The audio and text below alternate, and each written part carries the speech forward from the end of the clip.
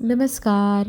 तू ही रे माझा मितवा या सिरियलच्या आजच्या भागामध्ये आपल्याला पाहायला मिळत आहे ईश्वरी विचार करत असते वल्लवीच्या खरं तर स्वभावाचा. वल्लवीच्या हातातली जी बांगडी आहे ती आणि मोबाईल जिथे सापडला ती जागा, ह्या दोन्ही गोष्टींचा काहीतरी संबंध आहे असे ईश्वरीला वाटू लागतं. ती सगळ्या गोष्टींची जुळवाजुळव करते. तेव्हा तिच्या लक्षात येतं की वल्लवी काहीतरी लपवते. तर बाबांच्या विषयी हे शोधण्यामध्ये जेव्हा ती विचार करते ना वल्लवीचा, तर वल्लवी आधी कशी होती, तिच्यात काय काय गोम आहे किंवा तिच्या काय सवयी आहे, ह्या जुन्या लोकांनाच माहिती. मग आता ह्याच गोष्टीवरती बोलण्यासाठी ईश्वरी आजींकडे जाते. चहा पिता पिता मग दोघीजणी गप्पा मारू लागतात की वल्लवी मामी पहिल्यापासून अशाच आहे का, नेहमी चिडचिड करणं किंवा एखाद्या गोष्टीचा एवढा लोभ. तर आजी म्हणू लागते, हे बघ आपल्या दोघींमध्येच हा विषय राहू दे, कधी कुणाजवळ सांगू नको, मी तुला आजी सांगणार आहे ते. कारण ज्या वेळेला आपली वल्लवीचं लग्न करून जेव्हा ती या घरात आली त्यावेळेला ती श्रीमंत घरात आली आणि तिला गरिबीमध्ये राहायची सवय नव्हती, म्हणजे सवय होती, गरीब होती, तिला पैशाचा हव्यास खूपच होता. ती नेहमी वाद घालायची आवीसोबत. आवी जेमतेम पगार कमवणारा आणि तिच्या इच्छा अपेक्षा खूप मोठ्या होत्या. आम्ही सात्विकाकडे इथे आलो. सात्विकाच्या इथे तिचा नवरा खूप श्रीमंत. त्यांच्या घरातली श्रीमंती पाहून तिचे डोळेच गरगरायचे आणि मग ती सात्विकासोबत नेहमी बराबरी करायची. तिची कुठली पण साडी, कुठला पण दागिना तिच्या कपाटातनं न सांगता न विचारता घेऊन यायची, स्वतः घालायची. तिची जी सवय होती सात्विकाला अजिबात आवडत नव्हती, पण आपल्या भावाचा संसार सुखाचा व्हावा त्याच्यासाठी ना ती नेहमीच ह्या सगळ्या गोष्टींना नजरेआड करायची. आणि जसं चालले तसं चालू द्यायची. घेतली साडी तर घेऊ दे, घातला दागिना तर घालू दे. पण ती जास्तच हावरटपणा ज्या वेळेला करायला लागली त्यावेळेला काय घडलं होतं की एकदा पार्टीमध्येच जावई बापूंना ॲवॉर्ड भेटलं होतं. त्यांना गोल्डचं, सोन्याचं मेडल मिळालं होतं. ते मेडल हरवलं. नंतर ते शोधण्याचा खूप प्रयत्न केला आणि मिळालं कोणाजवळ, ते वल्लवीच्या जवळ होतं. वल्लवीच्या जवळून पडल्यानंतर तिचं सात्विकाचा तोलच सांभाळणं शक्य झालं नाही. ती फार चिडली. मग तिने काय केलं, एवढ्या भर पार्टीतनं तिच्या कानाखाली वाजवली आणि तिचा अपमान झाला. ह्या गोष्टीने वल्लवी फार दुखवली. अगदी सात्विकाला त्यावेळेला सुचतच नव्हतं. तिचा ताड ती अपमान करून ती मोकळी झाली होती. या गोष्टीचा तिला त्यावेळेला फार राग आला होता. पण काही दिवसांनी जेव्हा सात्विका हे जग सोडून गेली ना, तिने तिच्या मुलांना म्हणजे आपल्या अर्णव आणि अंजलीला कधीच दूर केलं नाही. त्यांना फार माया केली, जीव लावला, त्यांना आईसारखं वाढवलं, लहानचं मोठं केलं.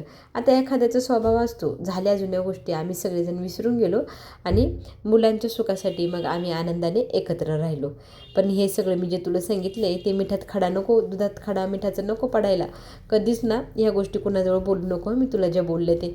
आता ह्या गोष्टींचा इथे आपली आजी सविस्तरपणे खुलासा जेव्हा करते ना, त्यावेळेला आपली ईश्वरी डोक्यात सगळे प्लॅन तयार करते की जर हे असं झालं असेल, वल्लवीची जी खरी बाजू आहे ती त्यांना कळली आणि त्याच्यामुळे त्यांनी तिला मारलं होतं, तिचा अपमान झाला होता. मग ह्या गोष्टीचं आता तर सध्या परिस्थितीत आपण पाहतो, तिला कोणी काय म्हटलं की ती बदला घेते. मग त्यावेळेला पण तिने बदला घेतलाच असेल ना. काय केलं असेल त्यावेळेला, अशी कुठली गोष्ट आहे जी तिने त्या बदला घेण्याच्या कार्यात केली असेल. आता ईश्वरीच्या डोक्यात गणितं चालायला लागली की वल्लवी बदला घेण्यासाठी काय काय करू शकते किंवा तिने आधी काही केलं आहे का. आता तिला ज्यावेळेला खरं तर या गोष्टीची लिंक लागल त्यावेळेला खूप मोठा काय म्हणतात इतक्या दिवसाचा झालेला गुंताडा सुटेल. आता आपली ईश्वरी लागली बरं का डिटेक्टिव्ह 0.2 कामाला. तर आता आपण वल्लवीचे नखरे पाहू शकतो. वल्लवीनं फार गोडगोड बोलत मामांना अगदी चहा कॉफी घेऊन आली. कधी पाणी न विचारणारी बाई आज नवऱ्याला कॉफी, त्याच्यासोबत बिस्किट. अरे नवरा तर फारच खुश झाला. काय बाबा, आज माझं कुठलं नशीब, माझ्या बायकोने मला आज एवढं विचारलं आहे, चहा पाणी वगैरे, वरतून बोनसमध्ये मला बिस्किट पण घेऊन आली. तर आता वल्लवी म्हणते की काय हो तुम्ही पण काय बोलतात, मी तुमच्यासाठी माझ्यासाठी बनवायला गेले, मग मी तुमच्यासाठी पण बनवलं ना. तर आता आपण पाहू शकतो की आता इथे बोलताना आपली वल्लवी विषय काढते की अर्णवचं पुढे काय झालं. तर म्हणतात मला नाही माहीत काय झालं. तर ती म्हणते अहो मुलांकडे लक्ष द्या, त्यांची काळजी घ्यायला हवी ना, त्याला विचारा ना फोन करून तो कुठं आहे, मोबाईलचं त्या रिपेरिंग वगैरे झालं आहे की नाही, कुठे टाकलं आहे मोबाईल.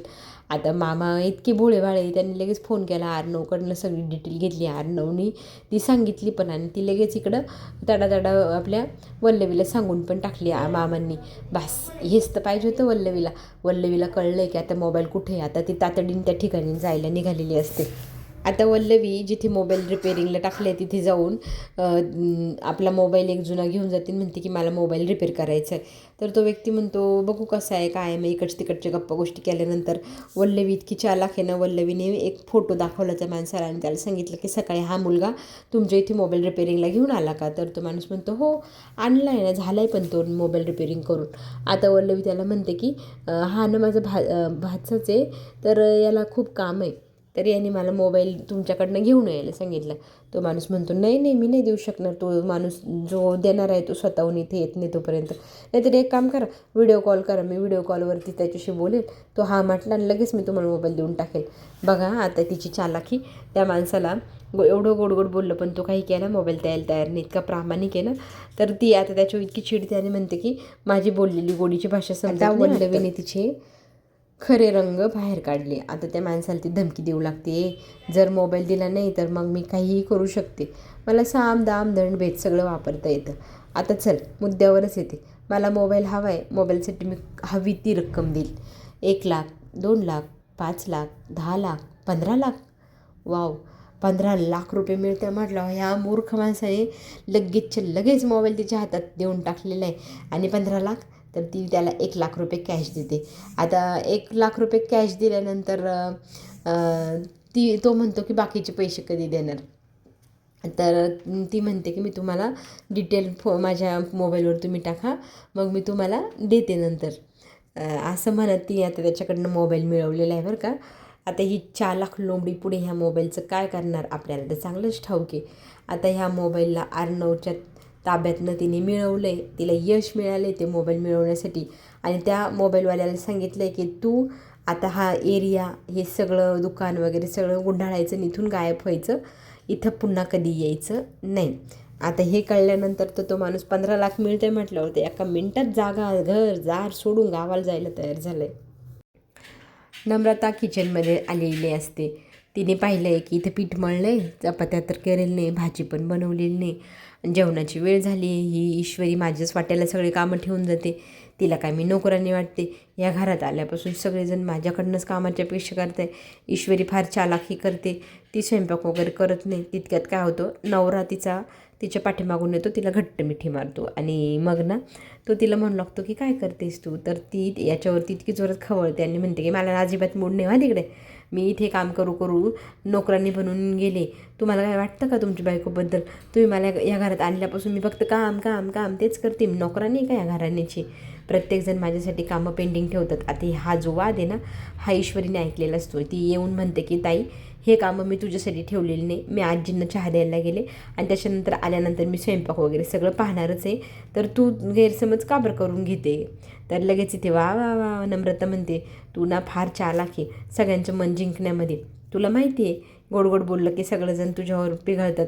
तर तिथे त्या दोघीजणी इतक्या जोरजोरात भांडत असतात की नाही ताई मी असं केलेलं नाही.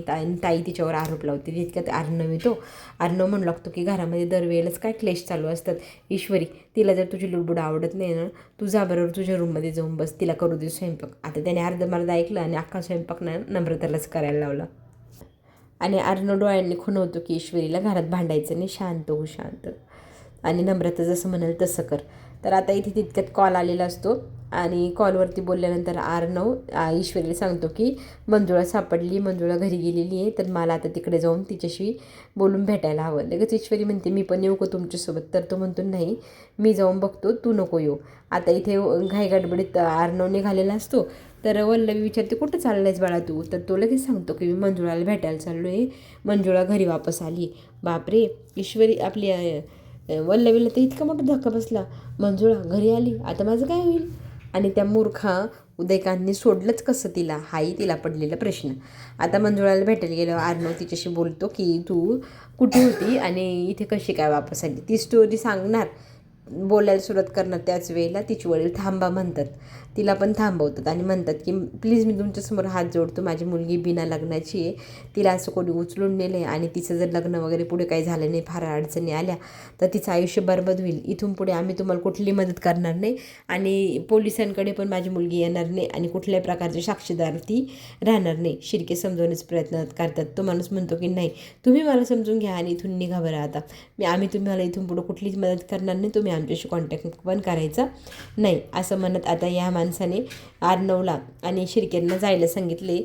आणि त्यांच्याशी जबरदस्तीने शिर्के बोलू पाहत असतो तर अर्णव त्यांना खुणवतो की त्यांची इच्छा नाही आहे तर आपण त्यांना जबरदस्ती करायची नाही, आपण जाऊया इथून. आणि इथून जाताना शिर्के आणि अर्णव दोघंही मंजुळाला म्हणतात की थँक्यू, आमच्यामुळे तुला खरं तर त्रास पण झाला त्याच्यासाठी सॉरी, पण ठीक आहे आता तुझे वडील नाही म्हणताय तर आम्ही तुला काही फोर्स करणार नाही, आमची मदत कर म्हणून. इथपर्यंतच झालेला आपला प्रवास खरंच खूप छान आहे, पण तुम्ही तुमची काळजी घ्या, आम्ही निघतो. मंजुळाला मात्र वाईट वाटतं की आपण अशी त्यांना मदत करू शकलेलं नाही या गोष्टीची. वल्लवी मात्र खोलीत जाऊन लगेच तातडीने फोन लावते उदयकांतला. त्याला म्हणू लागते की मूर्खा त्या मंजुळाला सोडलं कशाला, आता काय वाट लागल आपली तुला माहिती आहे का. तर आता तो बेवडा पाटील बेवडा पिऊन पडलेला तो म्हणतो की बाई माझं डोकं खराब करू नको, माझ्याकडे 1 रुपया राहिला नव्हता, त्या लोकांना पाळायचं म्हणजे पैसे लागतात आणि माझ्याकडे पैसे नव्हते मग मी त्यांना सोडून द्यायला लावले. तर आता इथे वल्लवी म्हणते की तू खरंच काही कामाचं नाही, मी इतके दिवसापासून तुला पैसे दिले, तू काय केलंस. तर आता तो म्हणतो की हे बघ तू ना गरीब घराण्यातली फालतू बाई आणि माझ्या भावाच्या घरात घुसली आणि त्याचा जीव पण घेतला आणि त्याच्या प्रॉपर्टीवर बसून माझ्या मारती. आता तर अर्णवच्या पण पैशावर माझ्या मारून राहिली, तू मला अक्कल शिकवायची नाही. वल्लवीमध्ये त्याच्यामध्ये वाद होतो. वल्लवी म्हणते की आता याचं काहीतरी काम काढावंच लागेल. दुसरीकडे आपण पाहू शकतो की आता प्रोमोमध्ये आपल्या कंपनीमध्ये ना निवडणूक असते ना दरवर्षीची, तशी काही निवडणूक आहे आणि त्याच्यानंतर ठरणार की कंपनीचा खरा मालक ओनर किती दिवसासाठी कोण असणार, कोण बॉस राहणार आणि कोणाची डिसिजन जास्त चालणार. आता ही गोष्ट वल्लवी नम्रताच्या डोक्यात भरवते की जर ह्या काय म्हणता मतदानामध्ये जर आपला आकाश जर जिंकला ना तर सगळी बॉसगिरी त्याच्याकडे राहील, सगळी कंपनी त्याच्या ताब्यात राहील, मग त्याची कंपनीत पण चालेल, घरी पण चालेल. आता नम्रता म्हणते मी हेच करून दाखवते की नाही बघाच, माझ्या नवऱ्याला मी उभं पण करेल, त्याला जिंकून पण आणेल आणि मग अख्खी कंपनी माझ्या नवऱ्याच्याच घशात घालते की नाही. लगेच शाबास सुनबाई असं म्हणत वल्लवी तिला आता मदत करणार. आता ह्या हुशार सासूसुन्यांच्या जोडीला आपली ईश्वरी कसं प्रत्युत्तर देते हेही पाहायला आपल्याला नक्की आवडणार. आपण पुन्हा भेटू. धन्यवाद.